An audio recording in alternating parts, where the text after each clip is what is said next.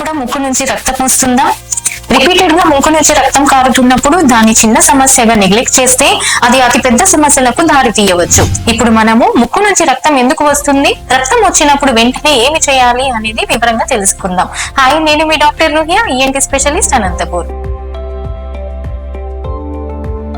Epistaxis అనేది ఒక medical పదం. అంటే ముక్కు నుంచి రక్తం కారడాన్ని ఎపిస్టాక్సిస్ అంటారు. సాధారణంగా ముక్కు నుంచి రక్తం వస్తే అంత ప్రమాదకరం కాకపోవచ్చు, కానీ కొన్నిసార్లు ముక్కు నుంచి రక్తం వస్తే మన బాడీలో మేజర్ హెల్త్ ప్రాబ్లమ్స్ ఉంటాయని గుర్తుంచుకోండి.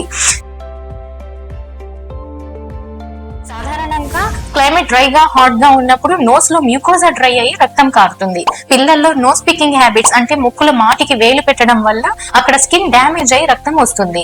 నేసల్ ఎలర్జీస్, సైనసైటిస్ ప్రాబ్లమ్స్ ఎక్కువ కాలం ఉన్నప్పుడు కూడా రక్తం కారుతుంది. యాక్సిడెంట్స్ లో ముక్కుకి దెబ్బ తగలడం, nasal bone fractures, sports injuries లో కూడా నోస్ బ్లీడ్ ఉంటుంది.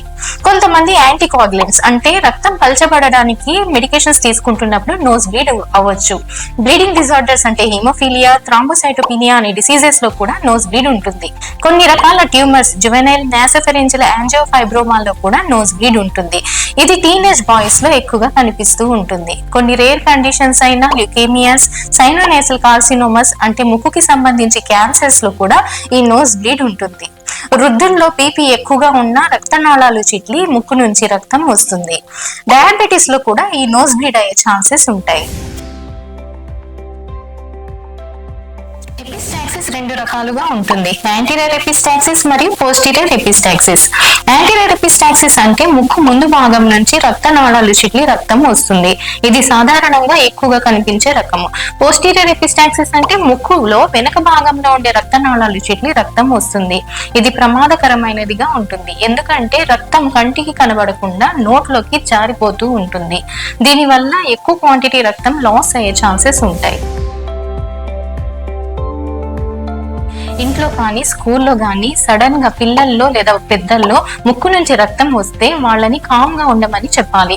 వాళ్ళని స్ట్రైట్ గా కూర్చోబెట్టి తల ముందుకి వంచి 2 వేళ్లతో ముక్కు ముందు భాగము 5 నుంచి 10 నిమిషాలు నొక్కి పట్టుకోవడం వల్ల రక్తనాళాల మీద ప్రెషర్ తో రక్తస్రావం తగ్గుతుంది. నోటితో మెల్లగా శ్వాస తీసుకోమని చెప్పాలి. ముక్కు మీద లేదా తల మీద ఐస్ లేదా ఐస్ వాటర్ తో కంప్రెషన్ పెట్టొచ్చు. ముక్కు నుంచి రక్తం వస్తే ఏమేం చేయకూడదు అంటే తల వెనక్కి వంచి పడుకోబెట్టకండి. ఇలా చేయడం వల్ల రక్తం గొంతులోకి పోతే కడుపులోకి చేరుతుంది. అప్పుడు గ్యాస్ట్రిక్ ఇరిటేషన్ అయ్యి బ్లడ్ వామిటింగ్స్ అయ్యే ఛాన్సెస్ ఉంటుంది. ఇంకా రక్తం ఊపిరితిత్తుల్లో పోయే అవకాశాలు ఉంటాయి. నోస్ బ్లీడ్ 15 నిమిషాల కంటే ఎక్కువ ఆగకపోయినా, రిపీటెడ్ గా నోస్ బ్లీడ్ అవుతున్నా, బ్లడ్ లాస్ ఎక్కువగా ఉండి తల తిరిగినా, బ్లడ్ ప్రెషర్ ఎక్కువగా ఉండి కంటిన్యూస్ బ్లీడింగ్ అవుతున్నా, బ్లడ్ థిన్నర్స్ యూజ్ చేయడం వల్ల నోస్ బ్లీడ్ ఉన్నా నోస్ బ్లీడ్ కంట్రోల్ అవ్వదు, కాబట్టి వెంటనే మీ ఈఎన్టీ డాక్టర్ ని సంప్రదించాల్సి ఉంటుంది. ఎపిస్టాక్సిస్ ఉండేవారు డాక్టర్ ని సంప్రదిస్తే వారు మీ బ్లడ్ ప్రెషర్ కంట్రోల్ ఉందో లేదో చెక్ చేస్తారు. తర్వాత బ్లడ్ టెస్ట్ చేసి haemoglobin levels, platelet counts, coagulation profile check చేస్తారు. దీని వల్ల రక్తం గడ్డ కట్టే శక్తి ఎంత ఉందో తెలుస్తుంది. పెరిఫరల్ స్మియర్ చేసి బ్లడ్ లో ఏమైనా క్యాన్సర్ కణాలు ఉన్నాయా లేవా అనేది చెక్ చేయాల్సి వస్తుంది. నేసల్ ఎండోస్కోపీ చేసి ముక్కులో రక్తం ఏ స్పాట్ నుంచి వస్తుందో కనుక్కుంటారు. అవసరం పడితే బ్లీడింగ్ కంట్రోల్ చేసిన తర్వాత సిటీ లేదా ఎంఆర్ఐ స్కాన్ చేయించి మేజర్ హెల్త్ ప్రాబ్లమ్స్ ఉన్నాయా లేవా అనేది చూస్తారు. నోస్ బ్లీడ్ లో నోస్ బ్లీడ్ కంట్రోల్ చేయడానికి మీ డాక్టర్ గారు నోస్ లోపల ఆయింట్మెంట్ తో పాటు రిబ్బన్ గాజ్ ఉపయోగించి నోస్ ప్యాకింగ్ చేస్తారు. ఇది యాంటీరియర్ ఎపిస్టాక్సిస్ లో బాగా ఉపయోగపడుతుంది. పోస్టీరియర్ ఎపిస్టాక్సిస్ లో balloon catheters, Foley's catheters, Epistat, rapid Rhino, Merocel అనే మెటీరియల్స్ ను ఉపయోగించి నోస్ ప్యాకింగ్ చేస్తారు. సివియర్ నోస్ బ్లీడ్ ఉన్నప్పుడు బలూన్ టాంపోనేట్స్ అంటే డబుల్ బలూన్ డివైజెస్ ను ఉపయోగించి నోస్ ప్యాకింగ్ చేస్తారు. కొన్నిసార్లు సర్జికల్ జెల్ ఫోమ్ ఉపయోగించి బ్లీడింగ్ ని కంట్రోల్ చేయాల్సి వస్తుంది. ఇవి ముక్కు లోపల డిజాల్వ్ అయిపోయి బ్లీడింగ్ ని కంట్రోల్ చేయడంలో ఉపయోగపడతాయి. బ్లీడింగ్ కంట్రోల్ అయిన తర్వాత బ్లడ్ ప్రెషర్ ని కంట్రోల్ చేయాల్సి వస్తుంది. ఎవరైనా యాంటీకోయాగులెంట్స్ వాడుతూ ఉంటే డాక్టర్ అడ్వైస్ ప్రకారం కొన్ని రోజులు వాటిని స్టాప్ చేయాల్సి వస్తుంది. బ్లీడింగ్ కంట్రోల్ అవ్వడానికి కొన్ని మెడికేషన్స్ కూడా ఇస్తారు. చేసిన తర్వాత 48 నుంచి 72 గంటల్లో బ్లీడింగ్ కంట్రోల్ అవ్వకపోతే నోస్ లో బ్లీడింగ్ స్పాట్ ని గుర్తించి కాటరైజేషన్ చేస్తారు.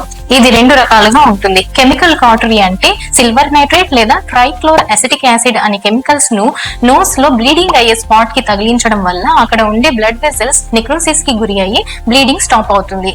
ఎలక్ట్రోకాటరీ అంటే ఎలక్ట్రిక్ ప్రోబ్ తో బ్లీడింగ్ స్పాట్ ని టచ్ చేయడం వల్ల బ్లీడింగ్ స్టాప్ అవుతుంది.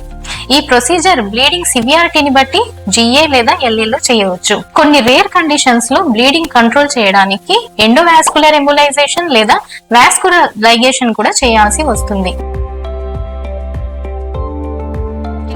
ఎపిస్టాక్సిస్ ఉండేవారు డాక్టర్ ని కన్సల్ట్ అవ్వకుండా ఇగ్నోర్ చేస్తే సివియర్ బ్లడ్ లాస్ అయ్యి ఎనీమియా వస్తుంది. అలాగే హైపోవోలిమిక్ షాక్ కి గురి అయ్యే ఛాన్సెస్ ఉంటాయి. బ్లడ్ ప్రెషర్ కంట్రోల్ లేక ఎపిస్టాక్సిస్ అయితే బ్రెయిన్ స్ట్రోక్ వచ్చే ప్రమాదం ఉంటుంది. సివియర్ నోస్ బ్లీడ్ వల్ల బ్లడ్ లంగ్స్ లోకి వెళ్లి ఆస్పిరేషన్ న్యూమోనియా రావచ్చు. రిపీటెడ్ ఎపిస్టాక్సిస్ ని ఇగ్నోర్ చేస్తే ఒకవేళ ట్యూమర్స్ ఉంటే వాటి డయాగ్నోసిస్ లేట్ అయ్యే ప్రమాదం ఉంటుంది. ఎపిస్టాక్సిస్ అంటే చిన్న ప్రాబ్లం కారణం కావచ్చు లేదా పెద్ద హెల్త్ ప్రాబ్లం కారణం కావచ్చు. కాబట్టి చికిత్స సమయానికి తీసుకోవడం వల్ల పెద్ద ప్రమాదాల నుంచి కాపాడుకోవచ్చు. ముఖ్యంగా BP patients, blood thinners use చేసేవారు, డయాబెటిక్ పేషెంట్స్ చాలా జాగ్రత్తగా ఉండాలి. ఎపిస్టాక్సిస్ ఫస్ట్ ఎయిడ్ మెథడ్స్ అందరూ నేర్చుకుని ధైర్యంగా ముందుకొచ్చి మీ బంధుమిత్రులకు లేదా సొసైటీకి మనం ఉపయోగపడాలని గుర్తుంచుకోండి. ఈ వీడియో మీ అందరికీ ఉపయోగపడింది అనుకుంటున్నాను. ఇలాంటి మరెన్నో హెల్త్ రిలేటెడ్ వీడియోస్ కోసము ఈ ఛానల్ ను లైక్ అండ్ సబ్స్క్రైబ్ చేసుకోండి. Thank you very much.